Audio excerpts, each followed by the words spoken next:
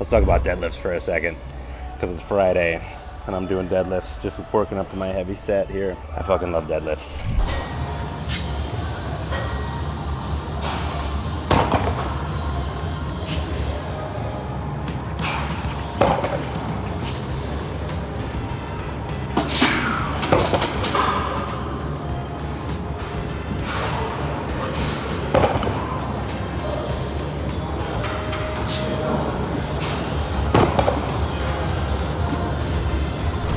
And let's talk about where in the kingdom of badass exercises deadlifts live. It's certainly in the upper echelons of society in this kingdom. So everybody knows you've got squat, bench, deadlift, and then a pull, like an upper body pull. Bench representing the press movement, squat representing the squat movement, deadlift is a hinge, and then pull-ups. Right. These are the 4 fundamental human movements. And when it comes to upper body strength and hypertrophy training, you can pretty much do everything you need with body weight, using levers, physics, and maths. Get all the strength and size you want as far as upper body without any weight whatsoever. Now with lower body, this is not the case.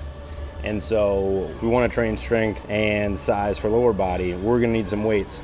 And remember, there's 2 fundamental movements when it comes to lower body, the squat and the hinge. The deadlift is the hinge.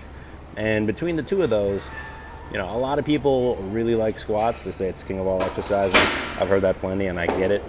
What I've found working with, general pop clients, former, high school, college athletes, just regular guys who just want to look good, feel good, is that when you get into the squat movement pattern, there tends to be mobility issues that get in the way of doing a heavy squat safely.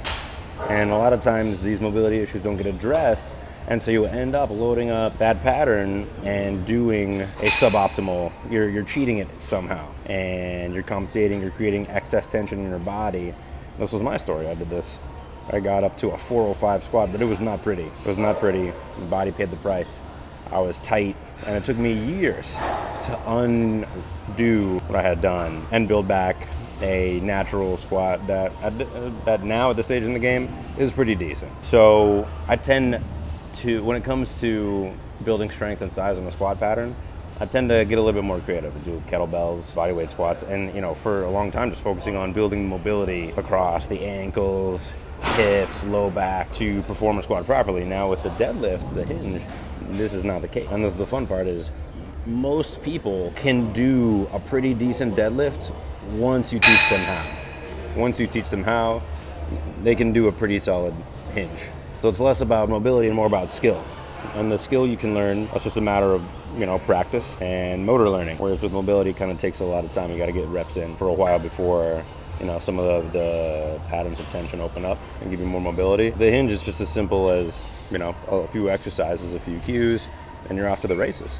And assuming you don't have any, chronic injury history, herniated discs, low back with pain, stuff like that, which a fair number of people do. And a lot of it is because they never learned how to hinge. So again, this is why I think that focusing on learning a proper hinge and then doing the heavy deadlift is so valuable, so beneficial. So, long-winded rant, long way of saying, if it's Friday, put some weight on a bar and deadlift it, assuming you know how. And if you don't know how, check out my videos on how to deadlift properly. And if you haven't subscribed to my channel, definitely do that. I'm gonna catch you guys on the next one.